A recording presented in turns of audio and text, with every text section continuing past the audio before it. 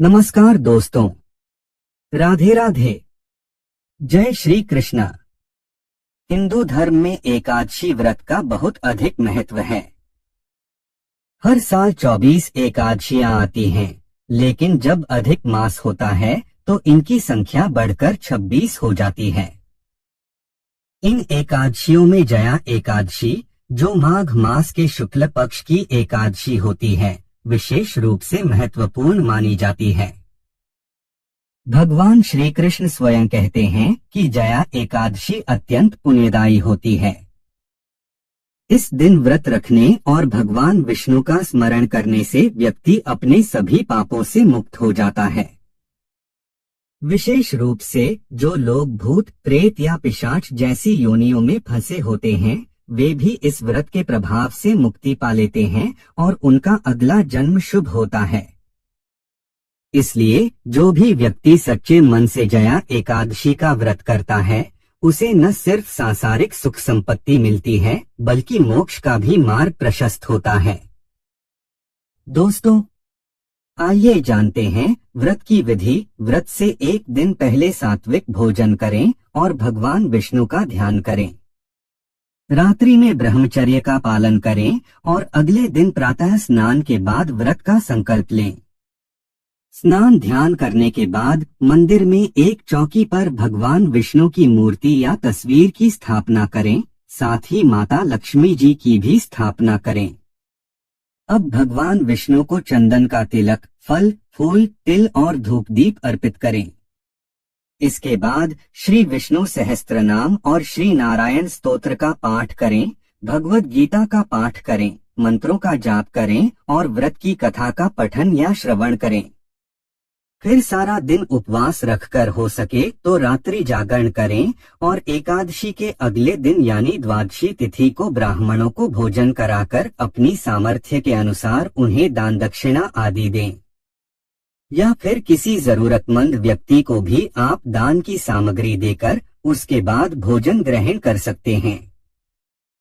भोजन सात्विक होना चाहिए।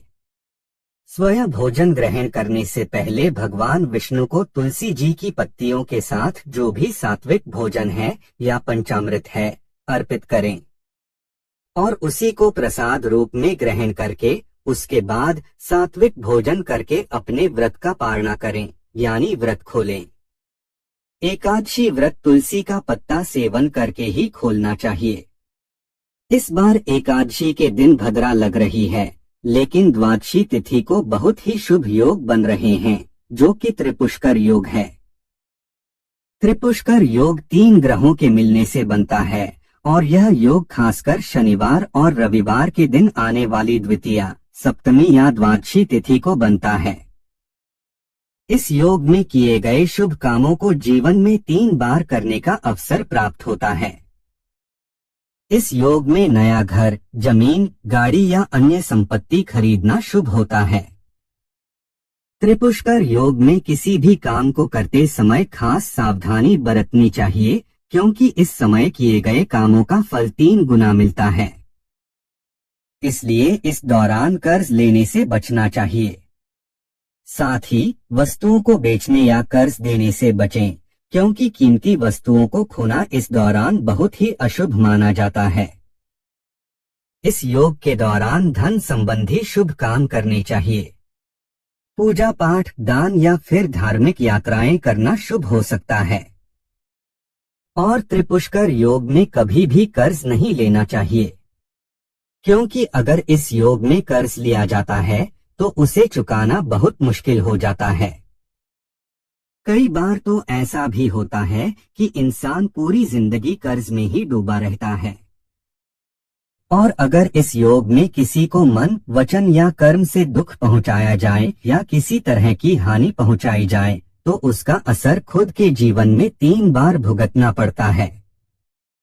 दोस्तों, अब जानते हैं एकादशी व्रत की तिथि, शुभ मुहूर्त और भद्राकाल के समय के बारे में।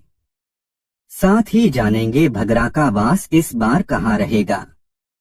इस बार माघ शुक्ल पक्ष की एकादशी तिथि 7 फरवरी शुक्रवार रात 9:02 से प्रारंभ होगी और एकादशी तिथि समाप्त होगी 8 फरवरी शनिवार रात 8:15 पर।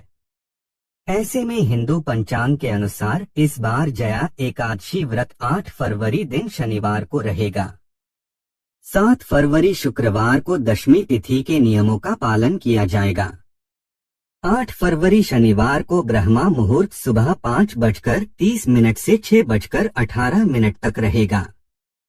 सूर्योदय होगा सुबह 7:07 पर, सूर्यास्त शाम 6:14 पर। प्रातःकाल पूजा मुहूर्त रहेगा सुबह 5:47 से 7:05 तक। मम की पूजा का मुहूर्त शाम 6:06 से 7:24 तक। राहुकाल का समय सुबह 9 से 10:30 बजे तक रहेगा और भद्रा सुबह 8:04 से शुरू होगी, जो कि रात 8:55 तक रहेगी। यानी कि इस बार लगभग पूरा दिन ही एकादशी व्रत में भद्रा रहने वाली है।